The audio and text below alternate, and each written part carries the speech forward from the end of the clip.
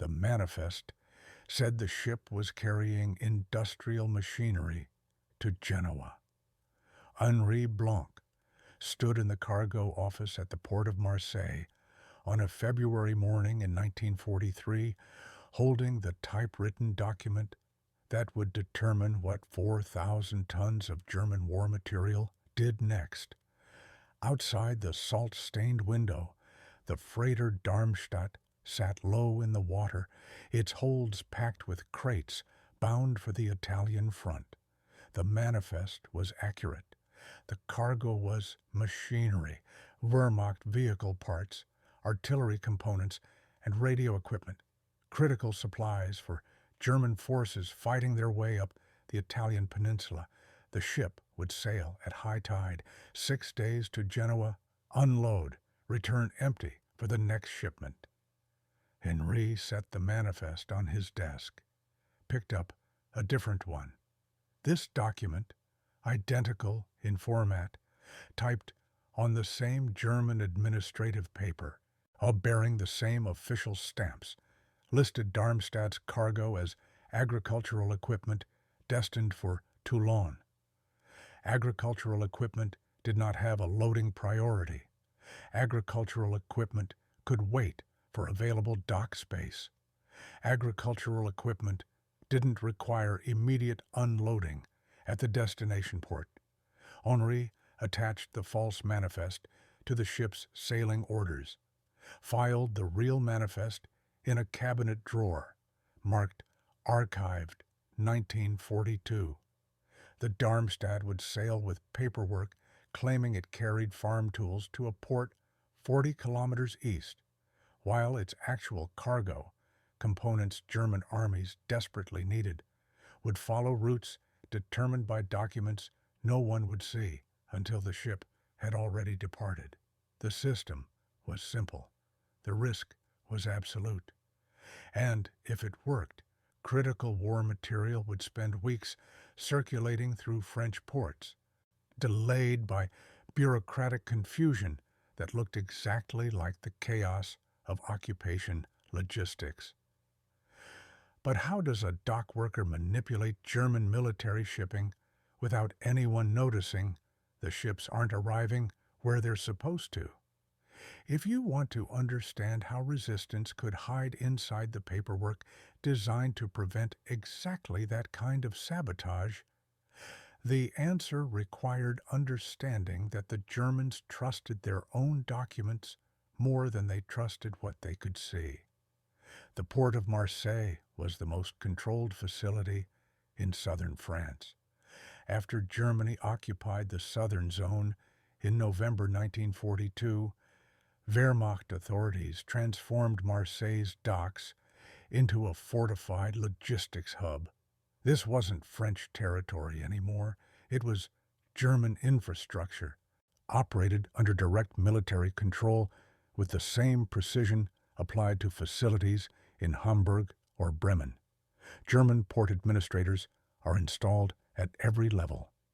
French dock workers, clerks, and stevedores worked under constant supervision. Every cargo movement required documentation in triplicate. One copy for the ship's captain, one for port administration, and one for German military logistics command. The paper trail was designed to make every crate, every ton of material, every sailing date traceable from loading to delivery. Ships didn't just arrive and depart on French schedules. German naval officers controlled berth assignments, sailing priorities, and convoy formations. Cargo wasn't loaded based on availability. It followed Wehrmacht priority classifications. Medical supplies and ammunition moved immediately. Industrial goods and vehicle parts had the next priority. Everything else waited. The system worked because it was comprehensive. No single French worker could alter cargo routing without triggering mismatches in the documentation chain. If a manifest said a ship was going to Genoa, the captain had orders for Genoa. The port there expected the ship, and Logistics Command tracked its progress. Any deviation, ship arrives at the wrong port, cargo doesn't match paperwork, delivery schedules collapse, triggered investigation. The Germans had learned from years of managing conquered ports across Europe. They knew occupied populations sabotaged shipments. They knew workers stole, delayed, and mislabeled cargo when they could. So they built redundancy, cross-checking, audits. French workers operated under German oversight, with German consequences for failure. Penalties for sabotage were immediate and public. In January 1943, a stevedore in Marseille was caught deliberately damaging crates during loading. He was shot the same day, his body left on the dock for 8 hours. The message was clear: this port serves German military interests. Interference means death. So the contradiction stands. How do you delay dozens of ships, vessels carrying materials German armies need, operated under German command, documented through systems designed to catch exactly this, without the delays being traced back to deliberate manipulation? How do you make military cargo disappear into bureaucratic confusion when the bureaucracy exists specifically to prevent cargo from disappearing? Boss, the answer required understanding that perfect systems have a vulnerability. They trust their own perfection. And when paperwork said something was true, Germans believed the paperwork, even when reality contradicted it. By early 1943, the Mediterranean had become Germany's critical supply corridor. Following Allied landings in North Africa and the push into Italy, German forces needed constant resupply through southern French ports. Marseille handled the bulk: weapons, ammunition, vehicle parts, medical supplies, and fuel. Ships departed daily for Genoa, Livorno, and sometimes directly to North African positions still under Axis control. The French workers who loaded these ships understood exactly what they were enabling. Every crate of artillery shells meant French villages shelled during German retreats. Every shipment of vehicle parts kept Wehrmacht units mobile. The cargo moving through Marseille docks was killing people. Some workers refused to participate. They quit, found other work, and accepted the economic hardship. Others stayed and sabotaged when they could, dropped crates, accidentally damaged goods, worked slowly when Germans weren't watching. Small acts, barely measurable impact. The consequences for obvious sabotage were documented and harsh. In December 1942, 3 dock workers were arrested for contaminating a fuel shipment. They were interrogated by the Gestapo, then executed. Their bodies were displayed publicly for 2 days before families were permitted to claim them for burial. In March 1943, a shipping clerk was caught altering a manifest to hide stolen medical supplies, and he'd been taking morphine and bandages to sell on the black market. Not resistance work, just theft. The Germans didn't care about motivation. He was sent to Fort Saint-Nicolas, the military prison overlooking the port, where political prisoners and resistance members were held before deportation or execution. The message was consistent: this port is German property. Any interference, theft, sabotage, delay will be punished as an attack on military operations. Workers were told their job was to load ships efficiently. Nothing more. Any other consideration was treason. French police and Vichy authorities supported this enforcement. The collaborationist government in southern France needed German approval to function. Maintaining order in Marseille meant suppressing resistance activity, investigating any disruption to port operations, and cooperating with German security services. For a dock worker considering resistance, the calculation was brutal. Active sabotage, destroying cargo, setting fires, openly refusing work, meant immediate arrest and likely execution. Your family would be investigated, co-workers interrogated, everyone connected to you would become a suspect. But doing nothing meant enabling German military operations, meant loading ships that directly supported the occupation, which carried materials used to kill Allied soldiers and French civilians. The question wasn't whether to resist. It was about how to resist in ways that wouldn't immediately destroy you and everyone around you. How to create meaningful disruption while maintaining the appearance of compliance. How to sabotage the system using the system's own tools. Henri Blanc had worked at the port of Marseille since 1936. Before the war, he'd been a cargo clerk, routine administrative work, processing bills of lading, tracking shipments, managing the endless paperwork that commercial ports generated. When France fell and Germany occupied the South, he kept his position. The Germans needed French workers who knew port operations. They couldn't run Marseille with German staff alone. His new role was similar: process manifests, coordinate loading schedules, and ensure cargo matched documentation. The difference was supervision. German port administrators reviewed everything: random audits, spot checks, constant oversight, designed to catch errors or deliberate sabotage. Henri learned the system through observation. German efficiency had a rhythm. Manifests were processed in batches, and audits followed patterns: weekly reviews, monthly comprehensive checks. The administrators were thorough, but not omniscient. They trusted the documentation that looked correct: official stamps, proper formatting, typed forms that matched expected templates. The vulnerability appeared in the complexity. Marseille handled dozens of ships weekly, hundreds of manifests monthly, thousands of cargo entries. The Germans had systems to manage this volume, but those systems relied on the documents being accurate at input. If a manifest said cargo was going to Toulon, German logistics assumed that was true and planned accordingly. If it later turned out the cargo actually needed to go to Genoa, the mismatch looked like an administrative error, not sabotage. Henri began testing small discrepancies.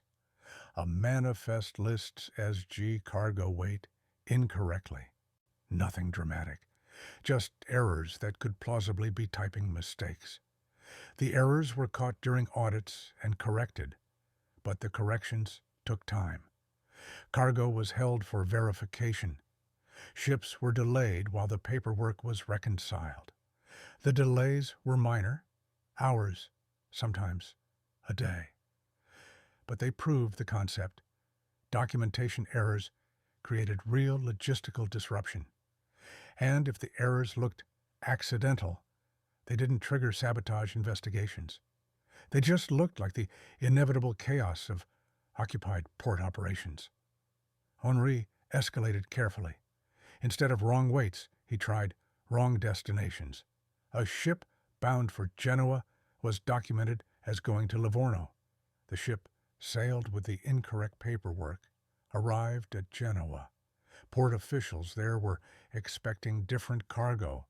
Their advance notice said Livorno-bound goods. Confusion and delays while telegrams were sent confirmed the Ein actual destination. The cargo was eventually unloaded correctly, but the ship lost 2 days. German administrators blamed a communication breakdown between ports. They issued new directives about confirmation procedures, tightened some controls, but they didn't suspect deliberate manipulation because the pattern looked like the kind of bureaucratic confusion that happened in complex operations.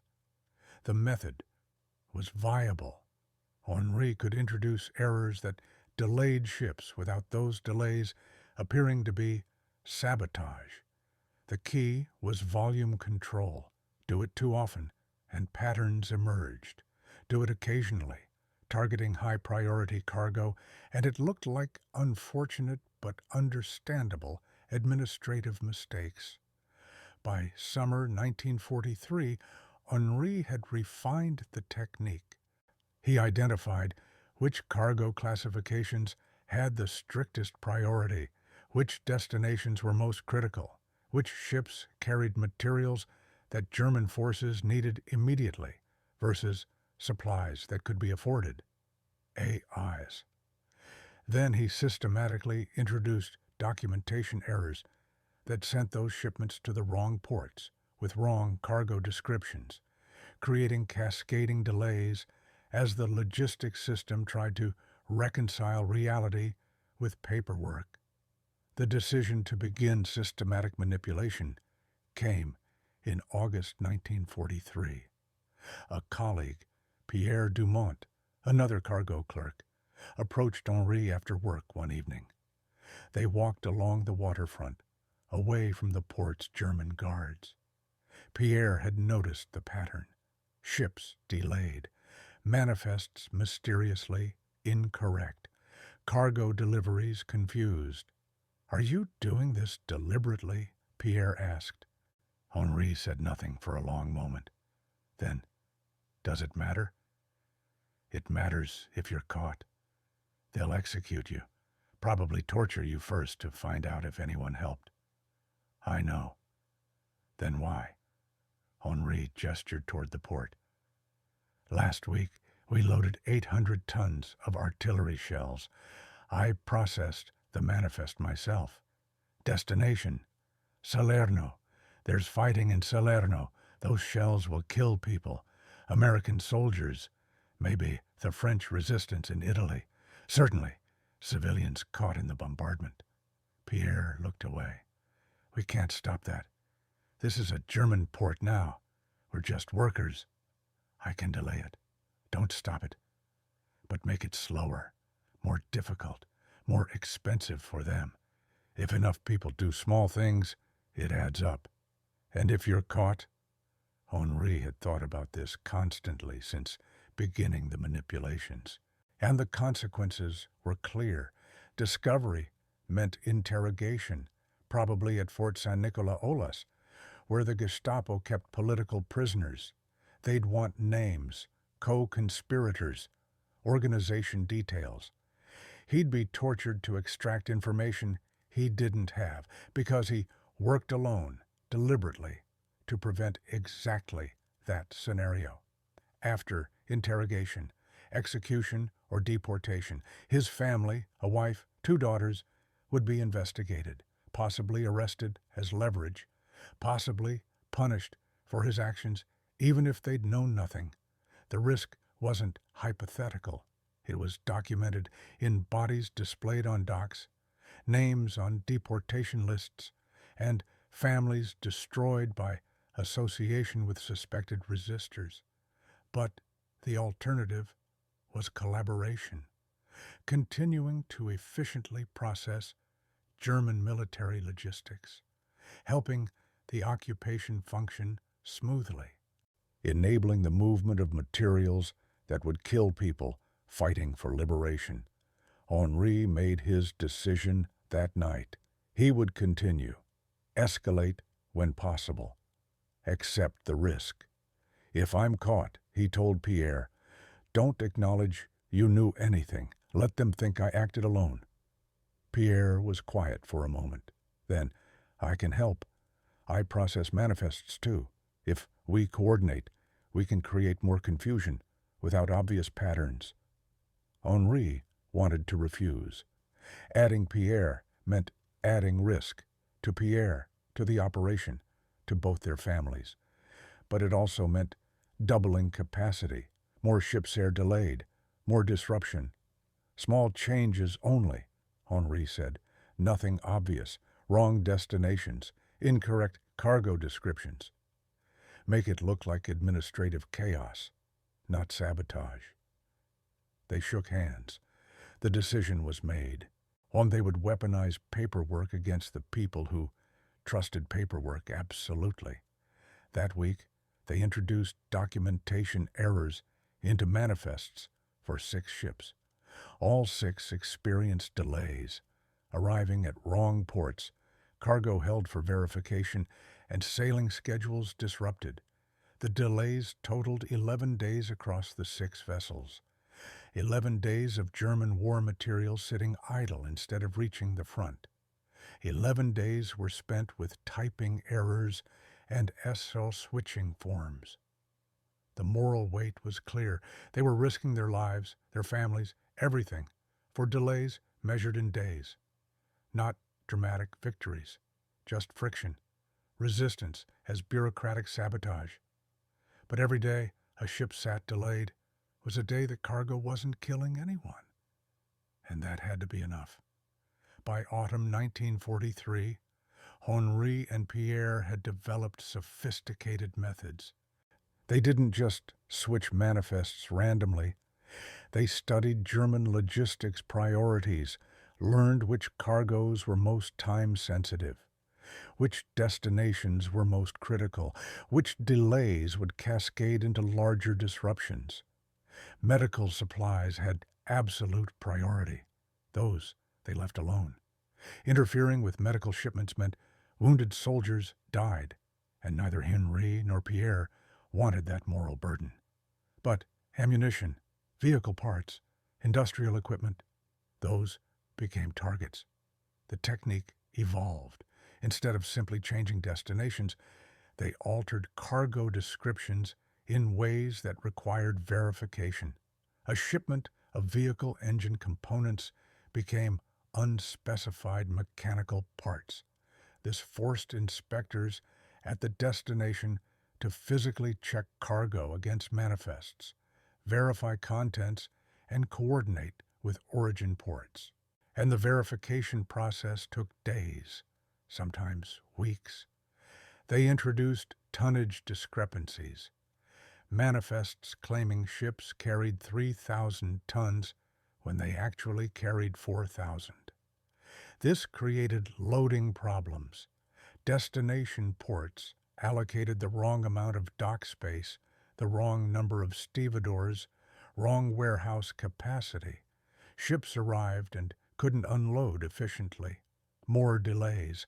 They coordinated timing. If a convoy of 3 ships was scheduled to sail together, Henri and Pierre would ensure one ship had incorrect paperwork. This delayed the entire convoy. German naval protocols required convoys to stay together for protection. One ship held for manifest corrections meant all 3 ships were delayed. The impact compounded. By December 1943, they estimated their manipulations had created delays totaling over 200 ship days since August. 200 days of German military cargo sitting idle, waiting in the wrong ports, tied up in bureaucratic confusion. But the success created danger. German port administrators noticed the pattern of increased manifest errors. They issued new directives, triple-checking, mandatory confirmation, and clerks required to sign and date every document they processed. The oversight intensified. Henri and Pierre adapted. They made errors less frequent, but more impactful, targeted fewer ships, but chose vessels carrying the highest priority cargo. A single ship delayed for 2 weeks had more effect than 10 ships delayed 2 days each. They also began coordinating with others, not formally. They never discussed resistance directly. But Henri noticed another clerk, Robert Morin, also seemed to introduce convenient errors. They made eye contact once across the cargo office. A brief nod, acknowledgement without words. Three people now, working independently, but toward the same goal. The risk escalated with German frustration. In January 1944, a senior Wehrmacht logistics officer arrived from Berlin to investigate why Marseille's delivery reliability had declined. He conducted a week-long audit, reviewed hundreds of manifests, interviewed clerks, stevedores, and administrators. Henri and Pierre were both questioned. The officer asked about error rates, checking procedures, and whether they'd noticed unusual patterns. Both claimed incompetence. Too much work, not enough staff. The chaos of wartime operations made mistakes inevitable. The officer accepted this, recommended more German oversight and additional checking procedures. But he didn't suspect deliberate sabotage. The errors still looked like administrative failure, not organized resistance. The investigation passed. Operations continued. But Henri knew they were being watched more closely. Every manifest is now scrutinized. Every error is questioned. The margin for risk had narrowed. The breaking point came in March 1944. A high-priority convoy, 4 ships carrying critical ammunition and artillery parts for German positions in northern Italy, was scheduled to sail on March 18th. The cargo was time-sensitive. German forces were under heavy Allied pressure. These supplies were desperately needed. Henri processed the manifests. All 4 ships showed Genoa as the destination. All documentation was correct. The ships would sail together, arrive in 5 days, and unload immediately. He made a decision. Changed all 4 manifests. Ship 1, destination listed as Livorno instead of Genoa. Ship 2, cargo tonnage listed as 2,000 tons instead of 4,000. Ship 3, cargo description changed from artillery components to general military equipment. Ship 4, left entirely correct, but Henri filed its manifest in the wrong administrative batch, making it appear processed for a different convoy. The manipulations were deliberate, coordinated, and more aggressive than anything they'd attempted before. Henri knew it was risky, but the cargo was ammunition bound for units fighting Allied forces. Delaying it could save lives. The ships sailed on schedule. German efficiency meant even with paperwork problems, vessels didn't miss sailing windows. But the problems manifested at sea and at the destination. The ship 1 arrived at Genoa. Their port officials expected different cargo. Their advance paperwork said it was heading to Livorno. Confusion. Radio confirmation requests. The ship sat at anchor for 3 days while documentation was reconciled. Ship 2 arrived underweight, according to its manifest. Port officials allocated insufficient unloading capacity. Delays, while additional stevedores and equipment were requisitioned. Ship 3's vague cargo description triggered a security review. General military equipment could mean anything. Inspectors physically verified contents against origin records. This took 5 days. Ship 4 never appeared in the convoy tracking system. It arrived at Genoa unannounced. No berth assigned. No unloading crew ready. The ship waited 6 days for available dock space. Total delay across 4 ships, 17 days. On March 23rd, was the Wehrmacht logistics officer from Berlin, returned to Marseille. This time, his investigation was targeted. He reviewed manifests for the convoy specifically, interviewed every clerk who'd processed documents for those ships.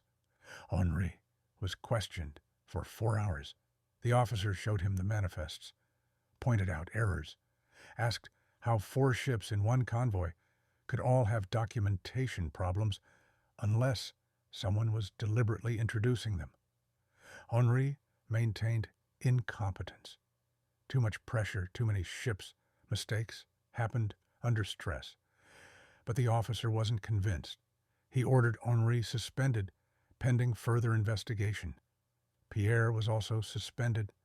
The German administrators would process all manifests directly until the investigation concluded. Henri went home that evening, knowing this was likely the end. Or the investigation would deepen. They'd examine his past work, find patterns. Eventually, surely, someone would break. Probably not him or Pierre, but maybe Robert, maybe another clerk they didn't even know was helping. He burned documents that night, notes about cargo priorities, ship schedules, anything that might look like preparation for deliberate sabotage, told his wife to prepare for arrest, made sure his daughters understood he loved them. But the arrest didn't come immediately. The investigation continued through April. German administrators processed manifests directly, and error rates dropped to near zero. The evidence was circumstantial. Henri had processed documents with errors, but that alone didn't prove intent. Then, on April 15th, the pattern broke differently than Henri expected. The Wehrmacht logistics officer concluded his investigation on April 20th, 1944. His report, preserved in partial form in post-war archives, noted unacceptably high error rates in manifest processing by French clerical staff, but found insufficient evidence of coordinated sabotage. The recommendation: replace French clerks with German administrative personnel, implement additional verification procedures, and maintain enhanced oversight. Henri, Pierre, and Robert were not arrested. They were dismissed from port employment and banned from working in any German-controlled facility. For Henri, this meant unemployment. For his family, poverty. The Vichy government did not assist workers dismissed from German service, but they were alive, not interrogated, not sent to Fort Saint-Nicolas. The Germans had suspected sabotage, but couldn't prove deliberate intent. The errors could plausibly be incompetence and absent confessions or hard evidence of coordination. The investigators couldn't justify arrests that might provoke labor unrest in a critical port. The practical effect: Marseille port operations became entirely German-run. Manifest processing, cargo verification, and all administrative functions are now handled by Wehrmacht personnel. French workers remained only in physical roles, loading, unloading, and manual labor under direct supervision. Error rates dropped dramatically. Ships departed with correct documentation. Delays from bureaucratic confusion essentially ceased. The vulnerability Henri had exploited, Germans trusting their paperwork, was closed by Germans taking over the paperwork entirely. But the delays Henri and Pierre had created from August 1943 through March 1944 had a real impact. Post-war analysis of German logistics records shows Marseille's delivery reliability declined 23% during that period compared to previous years. Ships spent an average of 4.3 additional days in transit or waiting for berth assignments. High-priority military cargo experienced measurable delays, reaching Italian front positions. The number became part of the title later. 47 ships documented as experiencing significant delays attributable to manifest errors during the period Henri worked in cargo administration. Not all were his direct work. Some were Pierre's, Robert's, possibly others. But 47 vessels carrying German war material were delayed by cumulative weeks through paperwork manipulation. Whether those delays changed military outcomes is impossible to determine. German forces in Italy eventually retreated regardless.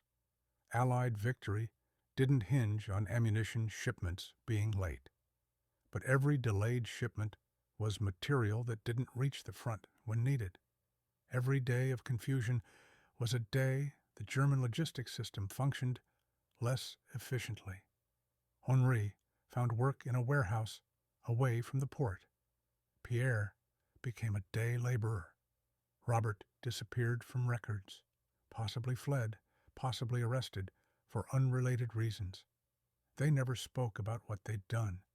The risk of exposure remained, even after dismissal. Liberation came to Marseille in August 1944. French and Allied forces pushed German troops out. The port returned to French control. Henri's role in resistance activity was never officially documented. No medals, no recognition, just unemployment records showing dismissed from German service. April 1944. The story of manifest manipulation at Marseille exists in fragments. Post-war resistance documentation focused on dramatic actions, armed operations, escape networks, and radio intelligence. Administrative sabotage received less attention because it was harder to verify, less visibly heroic, and often impossible to distinguish from genuine bureaucratic chaos. Henri Blanc's name appears on no resistance honor rolls. There's no memorial plaque, no ceremony. He died in 1967 at age 63, a warehouse worker who'd spent the final decades of his life in jobs far below his administrative skills because dismissal from German service left a stain that never fully washed away. What exists is circumstantial. German logistics reports noting increased manifest errors at Marseille in 1943 to 44. Wehrmacht investigation documents recommending administrative changes. Shipping records show unusual delays, but no direct evidence linking specific individuals to deliberate sabotage because Henri, Pierre, and others built their resistance to leave no direct evidence. The method itself was documented in broader resistance patterns. Archives show multiple ports experience similar problems: Bordeaux, La Rochelle, and Toulon. Everywhere Germans relied on French administrative workers, manifest errors increased, not dramatically enough to prove coordination, but consistently enough to suggest passive resistance was widespread. The historical impact sits uncomfortably between verified fact and plausible inference. Did Henri Blanc personally delay 47 ships? The number comes from German records of vessels experiencing significant delays during his employment period. Were all those delays his work? Impossible to confirm. Some certainly were. Some were Pierre's, Robert's, possibly others. Some might have been genuine administrative errors in a chaotic system. But the pattern was real. French dock workers found ways to resist using the tools they had access to: paperwork, manifests, the bureaucratic systems Germans trusted. Absolutely. They weaponized German efficiency against itself, made the occupier's own organizational strength into a vulnerability. The legacy isn't about one person's heroism. It's about the accumulated friction of ordinary resistance. Hundreds of small delays across dozens of ports, or created by clerks and workers who understood that every day a ship sat idle was a day its cargo couldn't kill anyone. Who knew they'd likely never be recognized, never be thanked, possibly be punished for actions they could never prove were deliberate? This is what resistance often looked like. Not dramatic sabotage, but bureaucratic manipulation. Not armies, but clerks with typewriters. Not explosions, but switched forms, creating cascading confusion in a logistics system that depended on documentation being accurate. The ships eventually sailed. The cargo eventually arrived. Germany lost the war for reasons far larger than manifest errors in French ports. But the delays mattered to the people who created them. Mattered as proof that resistance was possible even in the most controlled environments, that even when you have no weapons, no authority, no protection, you can still find ways to make the machinery of occupation function a little less efficiently. If you want to keep listening to stories like this, stories that lived in administrative files and shipping logs rather than battlefield reports, stories that history barely recorded because they were designed to be invisible even while they happened. This is where actual resistance existed, not in legends, in the quiet decision to type the wrong destination on a manifest, and the knowledge that somewhere, because of that choice, someone lived who might have died.